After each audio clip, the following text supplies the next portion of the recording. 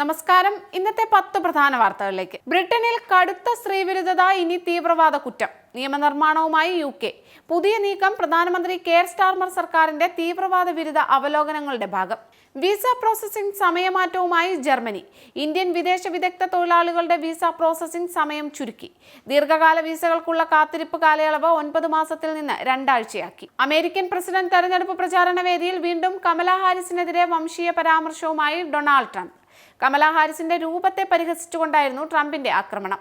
കമലാ ഹാരിസ് ഒരു radical liberal എന്ന് Donald Trump. US president തെരഞ്ഞെടുപ്പിലെ റിപ്പബ്ലിക്കൻ സ്ഥാനാർത്ഥിയുടെ പെൻസിൽവാനിയയിൽ നടന്ന പ്രചാരണ റാലിയിലാണ് കമലാ ഹാരിസിന്റെ ശാരീരിക രൂപത്തെയും ബുദ്ധിയെയും പരിഹസിക്കുന്ന തരത്തിലുള്ള ട്രംപിന്റെ പരാമർശങ്ങൾ ഉണ്ടായത്. അമേരിക്കൻ പ്രസിഡന്റ് തെരഞ്ഞെടുപ്പിൽ കമലാ ഹാരിസിനെ നേരിടാൻ തുളസി ഗബ്ബാർഡിനെ കളത്തിലിറക്കി റിപ്പബ്ലിക്കൻ സ്ഥാനാർത്ഥി ഡൊണാൾഡ് ട്രംപ്. ഇന്ത്യൻ വംശജയും മുൻ ഡെമോക്രാറ്റുമാണ് തുളസി ഗബ്ബാർഡ്. തന്റെ സംവാദത്തിൽ ആക്രമണങ്ങൾക്ക് മൂർച്ച കൂട്ടാനാണ് തുളസിയെ കൊണ്ടുവന്നതെന്ന് ട്രംപ്. റഷ്യൻ മിസൈൽ ആക്രമണത്തിൽ യുക്രൈൻ നഗരമായ സുമിയിൽ തീപിടുത്തം. റഷ്യയുടെ കൂക്സ് മേഖലയിൽ യുക്രൈൻ സേനയുടെ കടന്നുകയറ്റം തുടരുന്നതിനിടെയാണ് മിസൈൽ ആക്രമണം. റഷ്യയിലെ കാംചത്ക മേഖലയിൽ ഭൂകമ്പത്തിന് പിന്നാലെ സുനാമി മുന്നറിയിപ്പും. ഏക സിവിൽ കോഡിൽ മോദി കുരുക്കിൽ. പിന്തുണയ്ക്കാൻ കഴിയാതെ സഖ്യകക്ഷികൾ. മുന്നോട്ടു പോകുന്തോറും അഴിച്ചുമാറ്റാൻ കഴിയാത്ത കുരുക്കായി ഏക സിവിൽ കോഡ് മാറുന്നു. BJPയുടെ തിരഞ്ഞെടുപ്പ് വാഗ്ദാനത്തിലെ 3ാമത്തെ പ്രധാന അജണ്ടയാണ് ഏക സിവിൽ കോഡ്.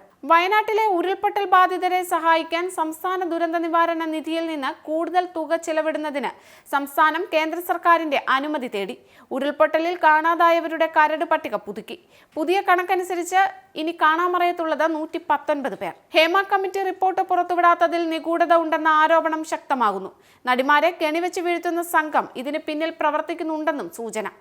റിപ്പോർട്ട് പുറത്തുവിടാൻ മടിക്കുമ്പോൾ സംശയനിഴലിലാകുന്നത് സർക്കാർ. സൗദി സൂപ്പർ കപ്പിൽ അൽ ഹിലാലിന് കിരീടം. അൽ നസറിനെ തോൽപ്പിച്ചത് 1-4 ഗോളിന്. സൂപ്പർ താരം ക്രിസ്ത്യാനോ റൊണാൾഡോയുടെ അൽ നസറിന് കിരീടം നേടാനായില്ല. വിനേഷ് ഫോഗട്ടിന് ഡൽഹിയിൽ ഉജ്ജ്വല സ്വീകരണം. ഇന്നത്തെ 10 പ്രധാന വാർത്തകൾ ഇവിടെ പൂർണ്ണമാകുന്നു.